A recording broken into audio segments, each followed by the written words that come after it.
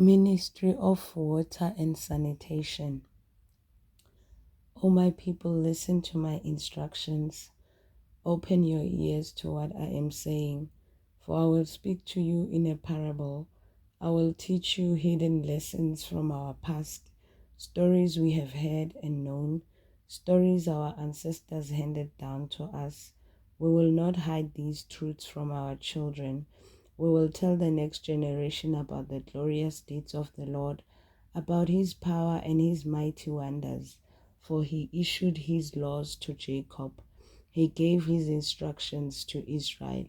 He commanded our ancestors to teach them to their children, to the next generation might know them, even the children not yet born, and they in turn will teach their own children. So each generation should set its hope anew on God, not forgetting his glorious miracles and obeying his commands. Then they will not be like their ancestors, stubborn, rebellious, and unfaithful, refusing to give their hearts to God. The warriors of Ephraim, though armed with bows, turned their backs and fled on the day of battle. They did not keep God's covenant and refused to live by his instructions. They forgot what he had done, the great wonders he had shown them, the miracles he had for them. He did for their ancestors on the plain of Zon in the land of Egypt. For he divided the sea and led them through, making the water stand up like walls. In the daytime he led them by a cloud, and all night by a pillar of fire. He split open the rocks in the wilderness to give them water as from a gushing spring.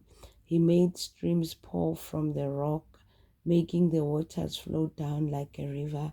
Yet they kept on sinning against him, rebelling against the Most High in the desert. They stubbornly tested God in their hearts, demanding the foods they craved. They even spoke against God himself, saying, God can't give us food in the wilderness. Yes, he can strike a rock so water gushes out, but he can't give his people bread and meat. When the Lord heard them, he was furious. The fire of his wrath burned against Jacob.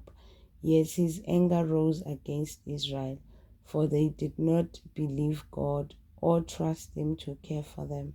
But he commanded the skies to open. He opened the doors of heaven. He rained down manna for them to eat. He gave them bread from heaven. They ate the food of angels. God gave them all they could hold. He released the east wind in the heavens and guided the south wind by his mighty power. He rained down meat as thick as dust, birds as plentiful as the sand on the seashore. He caused the birds to fall within the camp and all around their tents. The people ate their fill. He gave them what they craved, but before they satisfied their craving, while the meat was yet in their mouths, the anger of God rose against them, and he killed their strongest men and struck down the finest of Israel's young men. But in spite of this, the people kept sinning. Despite his wonders, they refused to trust him. So he ended their lives in failure, their years in terror. When God began killing them, they finally sought him. They repented. They repented and took God seriously. Then they remembered that God was their rock, that God Most High was their Redeemer. But all they gave him was lip service. They lied to him with their tongues. Their hearts were not loyal to him. They did not keep his covenant. Yet he was merciful and forgave their sins and did not destroy them all. Many times he held back his anger and did not unleash his fury, for he remembered that they were merely mortal, gone like a breath of wind that never returns. Or how often they rebelled against him in the wilderness and grieved his heart in that dry wasteland. Again and again they tested God's patience and provoked the Holy One of Israel. They did not remember his power and how he rescued them from their enemies. They did not remember his miraculous signs in Egypt, his wonders on the plain of Son, for he turned their rivers into blood, so no one could drink from the streams. He sent vast swarms of flies to consume them, and hordes of frogs to ruin them. He gave their crops to caterpillars, their harvest was consumed by locusts. He destroyed their grapevines with hail, and shattered their sycamore figs with sleet. He abandoned their cattle to the hail, their livestock to bolts of lightning. He loosed on them his fierce anger, all his fury, rage, and hostility. He dispatched against them a band of destroying angels. He turned his anger against them. He did not spare the Egyptians' lives, but ravaged them with the plague. He killed the oldest son in each Egyptian family, the flower of youth throughout the land of Egypt. But he led his own people like a flock of sheep, guiding them safely through the wilderness. He kept them safe so they were not afraid, but the sea covered their enemies. He brought them to the border of the Holy Land, to this land of hills he had won for them. He drove out the nations before them. He gave them their inheritance by lot. He settled the tribes of Israel into their homes, but they kept testing and rebelling against God Most High. They did not obey his laws. They turned back and were as faithless as their parents. They were as undependable as a crooked bow. They angered God by building shrines to other gods. They made him jealous with their idols. When God heard them, he was very angry, and he completely rejected Israel.